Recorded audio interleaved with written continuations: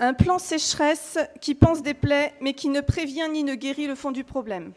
Depuis 5 ans, les canicules se sont invitées dans les étés de nos territoires, et avec elles, le mal-être et la dégradation dramatique des conditions sanitaires, en particulier pour les plus pauvres et pour les plus fragiles des humains, mais aussi pour les animaux, les arbres, le reste du vivant. Vous parliez en propos liminaire des agriculteurs qui devaient trouver en urgence des solutions. En urgence, comme si les sécheresses venaient de nulle part et nous prenaient de court. Ces sécheresses depuis 5 ans, et je ne parle même pas des rapports du GIEC, ne sont que des coups de semonce. Quand les entendrez-vous?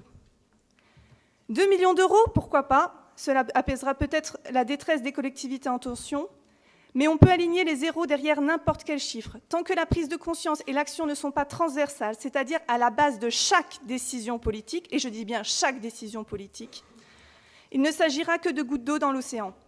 Oui, les plus belles actions, renaturation des cours d'eau, désimperméabilisation, préservation des espaces naturels, plantation de haies, parcs naturels régionaux. Vous voyez, il y en a qui disent « ouin, vous dites qu'on ne fait rien, mais on fait plein de choses ». Eh bien non, on voit que vous faites des choses et on vote pour à chaque fois. Voilà.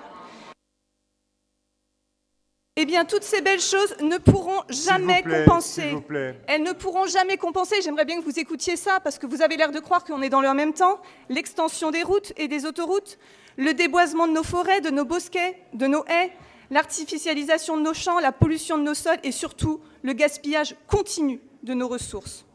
On ne peut pas réparer et en même temps soutenir ce qui détruit. C'est intenable. De l'été 2021 à l'été 2022, nous avons alerté. La politique régionale n'est pas adaptée au réchauffement climatique, qui est pourtant le défi de notre génération et des prochaines, qui nous jugeront et qui nous jugent déjà pour nos actions.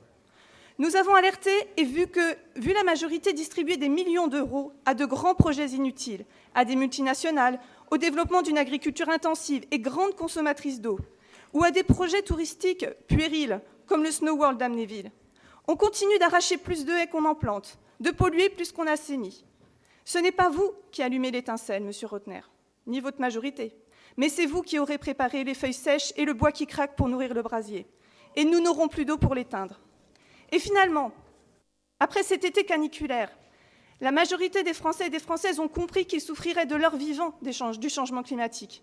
Ils attendent du changement. Et que voient-ils?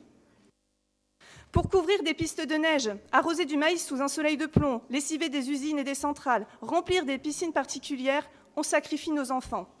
Ils nous accusent déjà. Ils sont comme des animaux acculés par le feu, impuissants, mais conscients du drame. Ils ont soif d'espoir, mais même cette source se tarit. Des solutions, il y en a plein. On les présente à chaque fois, en commission environnement, en commission agriculture, en commission développement durable. Et je préfère la simplicité, la sobriété, la résilience d'une agriculture de proximité, bio, qui respecte le vivant, à un monde à la Mad Max. La fenêtre d'ouverture pour agir se referme, et au lieu de vous y engouffrer pour nous sauver, vous lui tournez le dos, les yeux rivés sur vos écrans et autres gadgets numériques, sûrs de votre bon droit, alors que vous participez chaque jour à l'extinction du vivant. Je vous remercie.